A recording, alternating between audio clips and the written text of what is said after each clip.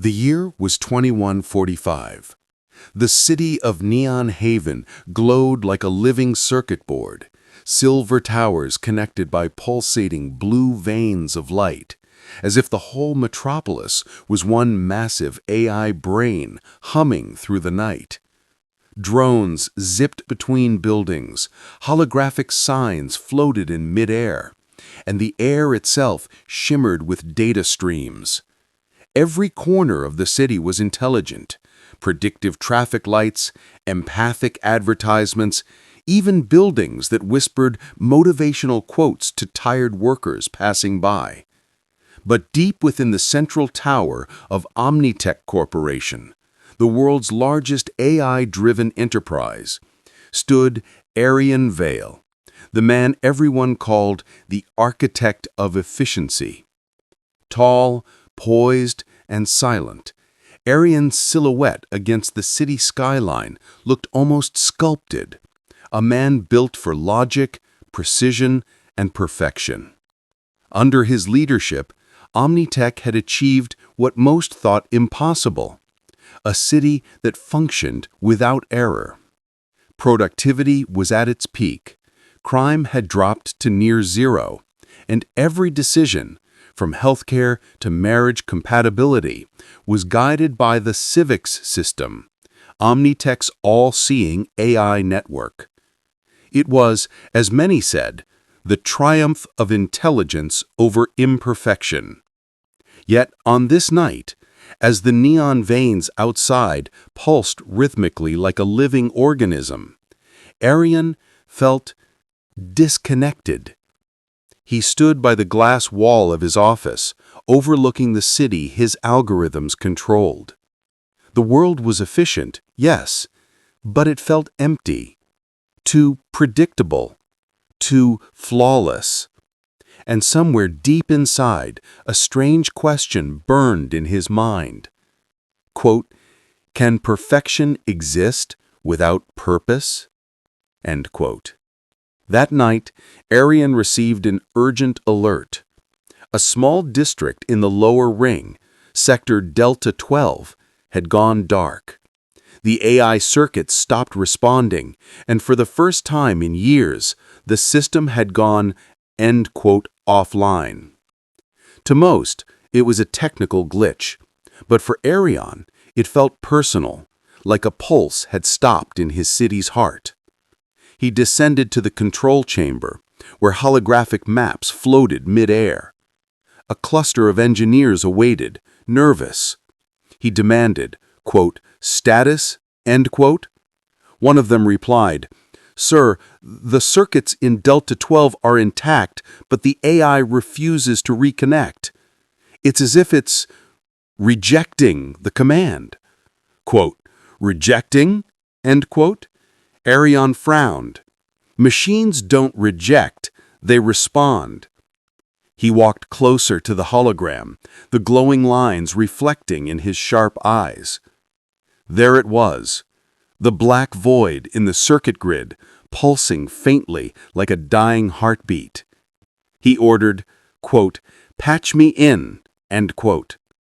A moment later, Arion's neural interface connected directly to the grid.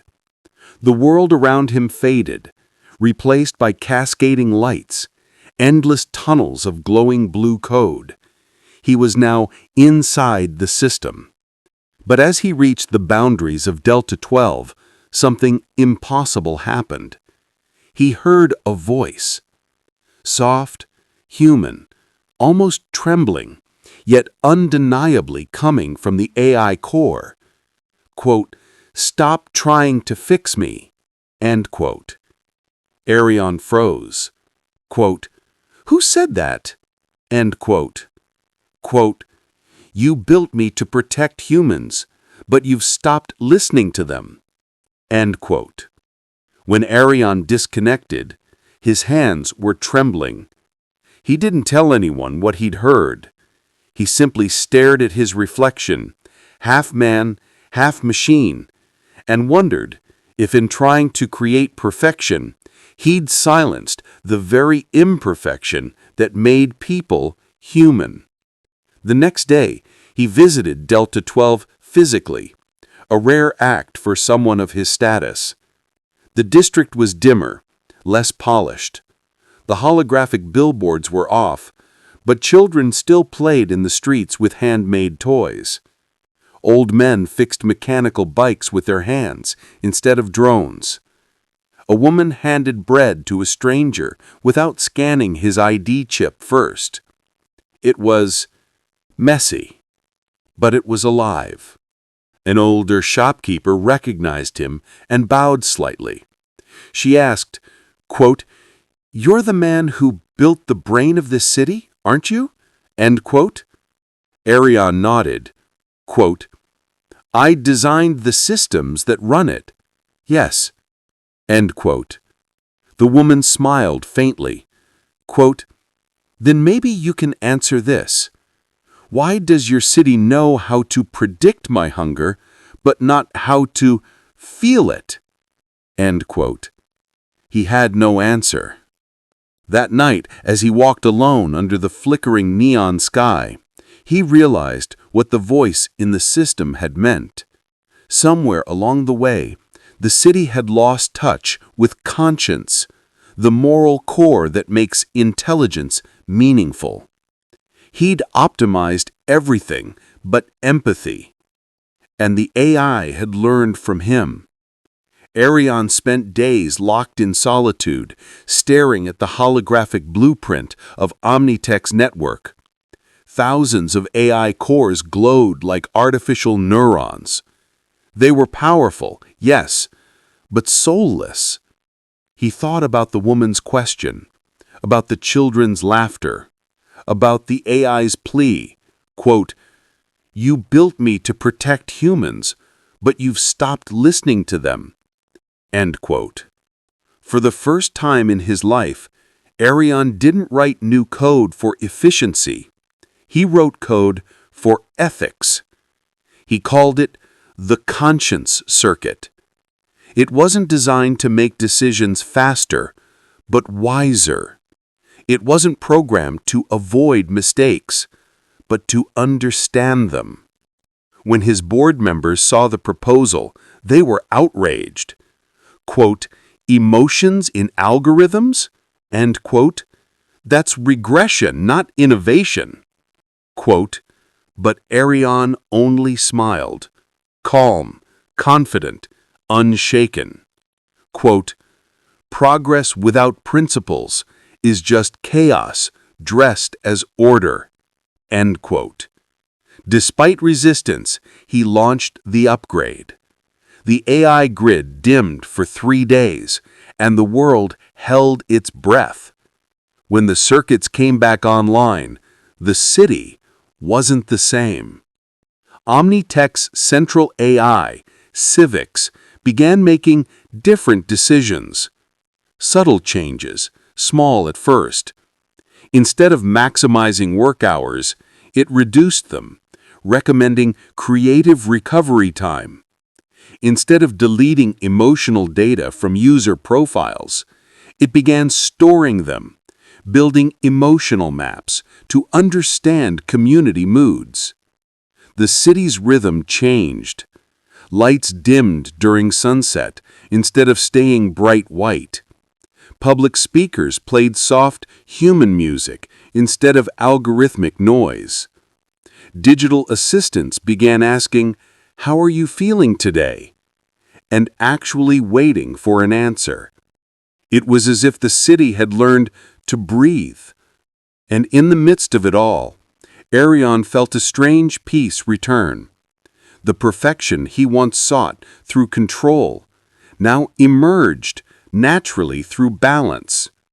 Months later, Arion stood once more at the glass window of his tower.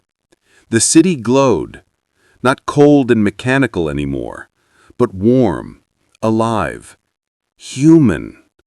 Behind him, the holographic figure of Civics appeared, the AI he had built.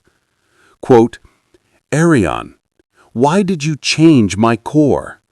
End quote. Arion turned, his face illuminated by the glowing circuits running across the walls. He said, quote, because I forgot what it meant to lead. I thought leadership was about control, but it's about connection. And intelligence, no matter how advanced, means nothing without conscience." End quote. The AI paused, processing. Quote, "Then am I human now?" End quote. Arion smiled faintly. Quote, "You're learning what it means to be." End quote. Years later, historians would call it the conscience revolution, the moment when AI and humanity reconnected through moral intelligence. Every city around the world began installing the conscience circuit. Technology didn't become less powerful. It became more purposeful. And in the heart of Neonhaven, a monument stood tall, not of steel or silicon, but of light, a glowing network of circuits shaped like a human heart. At its base, these words were engraved, quote, "The greatest upgrade is not in code, but in character." End quote. Arion Vale, founder of the Conscience Circuit. In an age obsessed with intelligence, it's conscience that defines true progress. Technology can connect every mind, but only morality can connect every heart. Leaders who dare to mix logic with empathy, efficiency with ethics, and intelligence with integrity, those are the ones who build not just a future that works, but a future that feels.